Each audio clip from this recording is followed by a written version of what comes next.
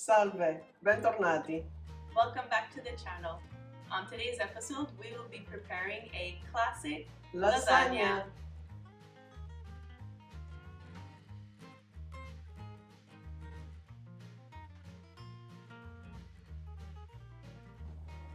The first thing that we need to do is start with the tomato sauce. And here I have 2 cans of whole San Marzano tomatoes, which we will be passing through a food mill. For those of you that do not have a food mill, you could just simply just go with your hands and crush them with your hands. But we use a food mill. And a little tip for those of you who have a food mill or want to purchase one, but it doesn't fit perfectly on a pot and you only have a larger pot.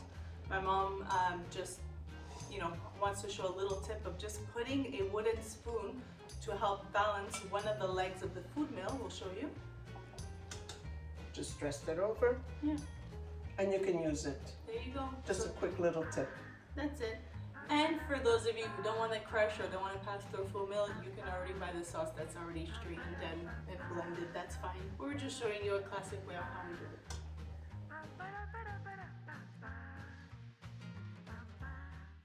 Ladling in a few tomatoes at a time, you will be turning them until they pass all the way through the mill. You will see the juice will start to extract from the bottom and you'll be left with the skin and pulp. During the process, you might have to push down what collects off the side just to be sure that you get all the tomato extracted as much as possible. And then once you're left with the skin and seeds, then what you'll do is just collect what's left at the bottom under your food mill because you do not want to leave any of that goodness behind.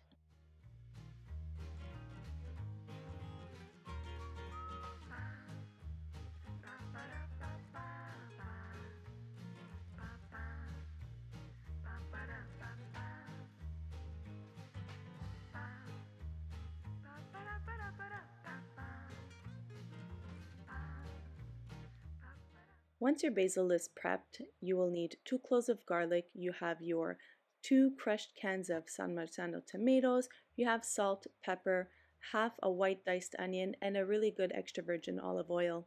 What you'll start to do is crush your 2 cloves of garlic because they will be going in the pot first with some olive oil and the onions just to saute a bit before adding your sauce.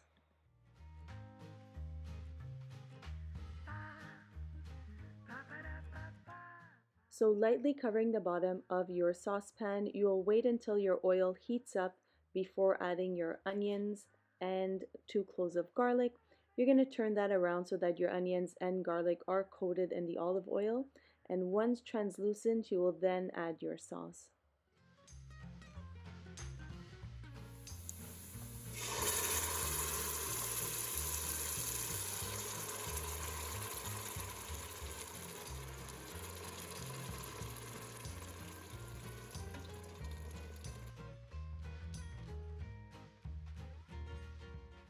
Season with some pepper and some salt, and as well as your freshly washed sprigs of basil.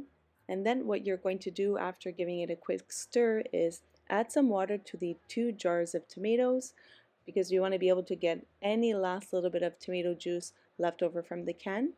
And you're going to do the same thing with the bowl that you were using when passing the tomatoes through the food mill. Just want to get any of that last little bit of tomato sauce left over. Then covering with a lid, and you're going to be simmering this for 30 minutes. So while the sauce is simmering, we're going to take that time to prepare our meatballs. We will be using minced veal. You can choose whatever meat you like, but our choice will be veal today. We have some breadcrumbs reserved, and we have about a cup's worth of milk and 2 eggs. Specific measurements, you have to go with touch and feel when making the meatballs. You don't want them too wet or not too dry, so they have to be able to bind and hold. And then once they've been formed to the size of about a tangerine. A tangerine, exactly. We'll be adding them to the sauce to continue the cooking process in there. That's how we do our classic lasagna, and we will show you just how to assemble it. And the breadcrumbs that we're using, it's a seasoned breadcrumbs. If you want to use plain, please go right ahead. So we're using the Italian style, Italian seasoning breadcrumbs. So we'll take a closer look and we'll show you how we do it. How to start rolling meatballs. Beating 2 eggs and pouring it over your choice of ground meat. And then we are going to be generously sprinkling some seasoned breadcrumbs. We have Italian style breadcrumbs with a little bit of flavor, and then pouring about 1 cup of milk. We are going to be mashing that together and then adjusting as needed. If it is too wet, we will add a bit more breadcrumbs. If it is too dry, adding a bit more milk until you are able to form a good size meatball that holds together and binds.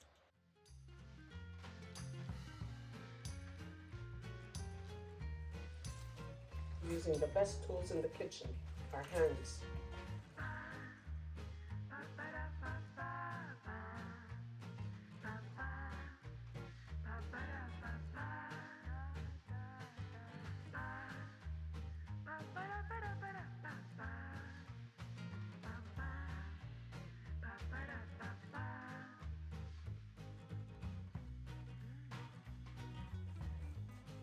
Before we make the big meatballs for our lasagna, I used to remember my father back in the day used to make those many meatballs. I still see him sitting at the head of the table with a dishcloth over his knee, and it would take him literally almost like 2 hours. He would make them so small.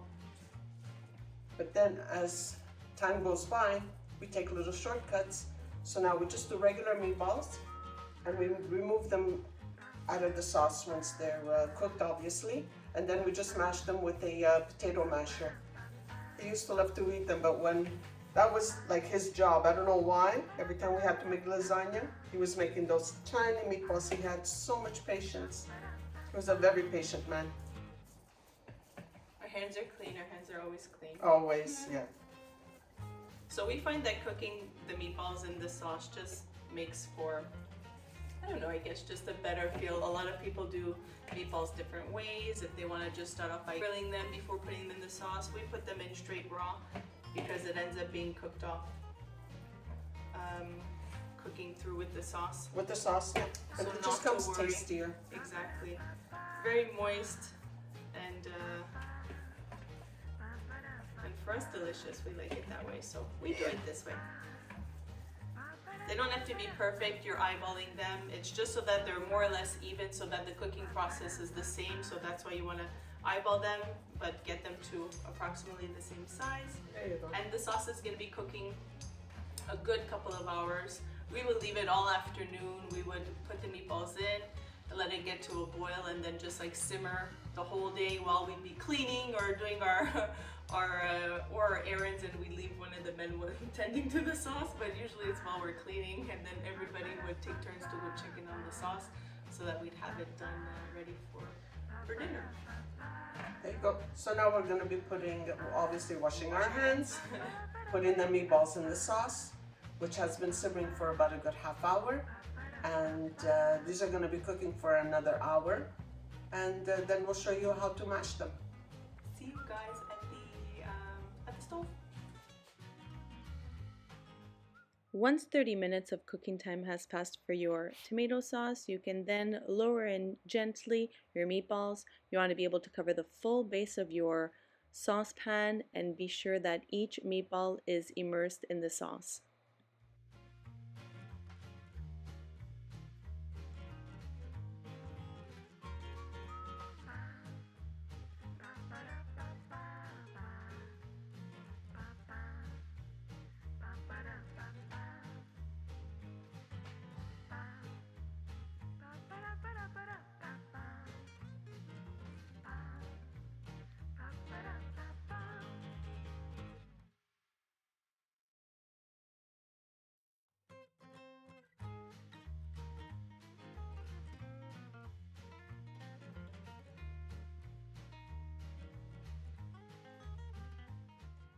Now we obviously tested one before removing them from the sauce, but just to show you up close, look how tender, moist, and juicy these meatballs are. Absolutely delicious.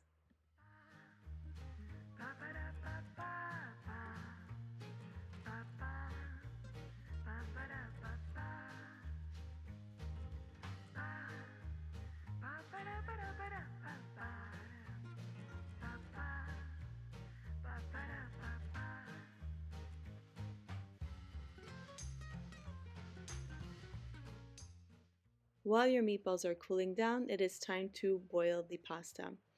Now you'll be adding lasagna sheets to water that has been salted and brought to a boil, and you'll be cooking them until they are just slightly limp, but still right before the point of al dente. We'll show you a closer look, just like so. So they are still a little bit hard, but able to be malleable a bit so that they don't break when layering. Once they reach that stage, you will strain them, and to be sure that the cooking process stops, you will pour some cold water over top. Once that is done, you will start your prepping for the lasagna. We'll be adding some spinach, so we washed some fresh spinach and laid them out to dry in between two cloths. We have done the same to the lasagna sheets, laying them down on sheet pans, on some towels. We have some mozzarella with parmesan, we have some ricotta, the sauce, the spinach, and of course our meatballs that have been mashed. Okay, so we're getting ready to assemble the classic lasagna. We have everything at room temperature, aside from obviously the tomato sauce we'll be ladling, but everything else will be going in with our hands, so make sure your hands are washed and at a temperature that you're able to withstand. So room temperature is the best, and we're gonna go into making it.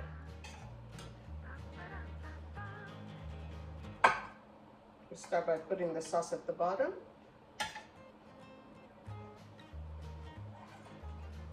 And I usually put like a generous heap of sauce at the bottom, like that the lasagna doesn't stick.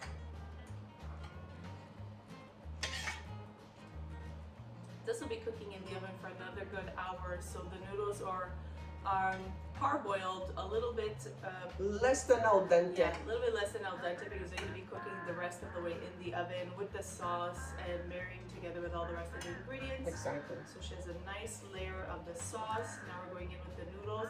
Obviously the baking dish size, whichever one you have, you may have to cut the noodles to fit, but or you'd be lucky enough that they fit perfectly. So, And you want to gently like overlap them a little bit. we'll be giving you guys a closer zoom look for sure. So after the one layer of noodles, my mother's going to be going in with some ricotta. Ricotta. She's going to be spreading it. And I spread it. There we go. And this could look a little bit like a mess, not to worry. It tastes the same, it still tastes good. So you put a smear of it, you mess it around, it's totally fine. A little bit of sauce gets on top of it, it's fine. This is great also if you have to bring it to somebody, if you're making a potluck. Yeah. This you could prepare it also the day before. And it's very easy to carry. And you'll be the hit of the party. Here we go. Now we're layering in some spinach. Put some spinach, try to make it as healthy as possible. Give it also a little bit of color. Pops up. Healthy as possible. Well, everything is healthy in here. I mean, it's sauce, it's meat, it's ricotta, mozzarella. There we go. Oh, put that in there. Right. With some meat. So this is what we meant by mashing up the meatballs with a potato masher. It's very easy to spread around evenly. Easy to handle, that's right, place where needed. Exactly. It's a light little spread so that with every little piece of lasagna, at least you'll get a little bit of every ingredient inside. Makes for a perfect bite. Now she's sprinkling a little bit of mozzarella, not too much, but just a little bit so that between every layer you get that little bit of a cheesy, stringy type of pull. And then she's scooping in a little bit more sauce on the top, and you just continue the process until the pasta sheets basically are done. You might end up with a little bit more leftover meat sauce or whatnot, but obviously you're going to until the pasta sheets are done or until the baking dish has had enough and it says stop, I'm going to overflow. My mother just wanted to mention something about the mixture of the mozzarella. So in here she has a mixture of mozzarella and also some Parmesan, so it makes for Parmigiano Reggiano cheese, so I mixed it in. a delicious sprinkle. As kids, we would always pick at the mozzarella while we were grating it. Okay, I'm grating, because then we wanted to pick at it, but then in the end when it was time to make the lasagna, where is all the mozzarella? So we would always pick at everything. Also, sometimes when I have a block of mozzarella, let's say it's on special, I grate it, and to freeze it, if you add a little bit of Parmesan cheese, it doesn't stick together. So like it's really nice and loose. You know, you can put it in a container, all nice and loose. Mozzarella, sprinkle and mix in the cheese inside, and you're all good to go. That's a really good tip. You won't end up with one big clump you can use as you need. Sometimes we would also put sliced hard-boiled eggs in here. There's a lot of people that use it, especially in the Campania region. Yeah. If they didn't have meat, which was very scarce, so to get their protein, they would slice the hard-boiled eggs inside. A lot of people have different ways of doing things. You add it to your ricotta filling, you slice it up, you totally omit it, you make it more spicy, like some people put sausage, a little bit of ground sausage. There's so many different ways. As mentioned, go with the flavor profile that you like. We're just doing your classic way. I usually take some eggplants, I chop it up and I'll sprinkle it in like some spicy marinated eggplants. So many different ways of doing lasagna. It's layered pasta. And like Nancy mentioned, if you have a little bit left over because your pan that you're preparing is full, you can make yourself like a few little dishes and put them in the freezer. It's always good to prepare in advance, so for the week you take out as you're going with the kids or however busy your schedule is, you prepare one huge one and then a few mini ones, and then during the week you can always just tell whoever's home first, put it in the oven just to preheat because it's basically already cooked. It just needs a little bit of oven time. So prep this down. That's how I taught my children also. Whoever came home first, start putting stuff in the oven. Maybe I would leave them like a little list of the temperature that they had to put it at, or get the water boiling for the pasta. And at the same time, you're teaching them. So you want to make sure that there's enough sauce while you're cooking so it doesn't dry out. So we pour that last little bit of sauce, especially in the corners. You don't want it to get stuck. And that's why my mom takes a spoon and she spreads it out just to make sure that all the corners have enough sauce. And worst case scenario, during the cooking process, sometimes we add a little bit of water just to marry things over, because you always want to take a peek. That's why we like doing them in these glass dishes so we can see exactly what's happening in the oven. We're going to be covering this with foil to bake in the oven for a good hour at 400 degrees. But then when it's almost done, we remove the foil off just so that it gets a nice bubbling, like I said, crispy and crunchy effect on top. Around the 45-minute mark, obviously check it always periodically. Around the 45-minute mark, remove the aluminum foil and put it back in the oven for about 10-15 minutes so it could crisp up. So There we this go. is the lasagna. We're going to be putting it to bake. We'll see. Okay. See you in an hour.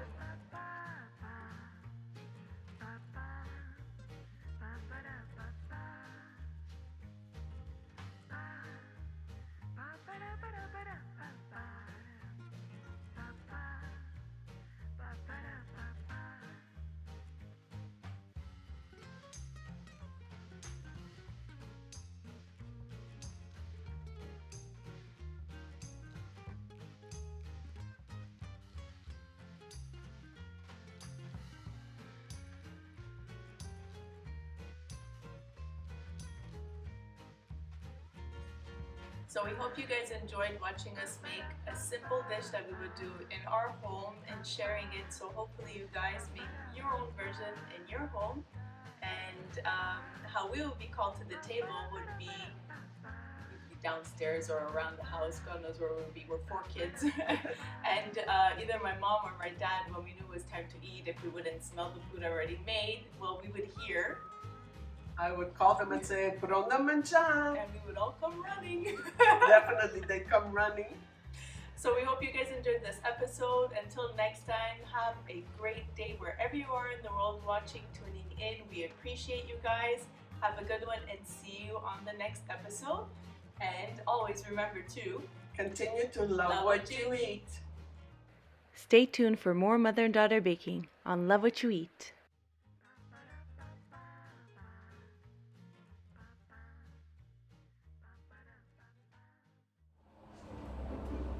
Salve, bentornati. Salva? Salve. No, you said salva. Salva.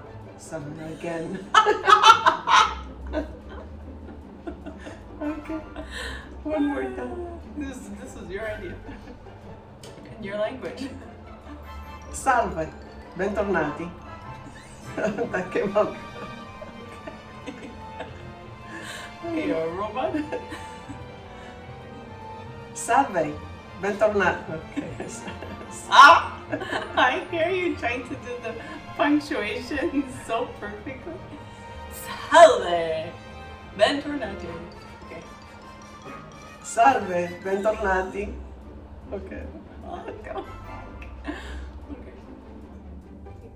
So the first thing that we need to do, obviously, is start with the tomato sauce. So here we'll be so Okay, so I'll start this one off. okay. So what? Start with the no. We're using salt too many times. While the sauce is good. There. While the sauce Sauce.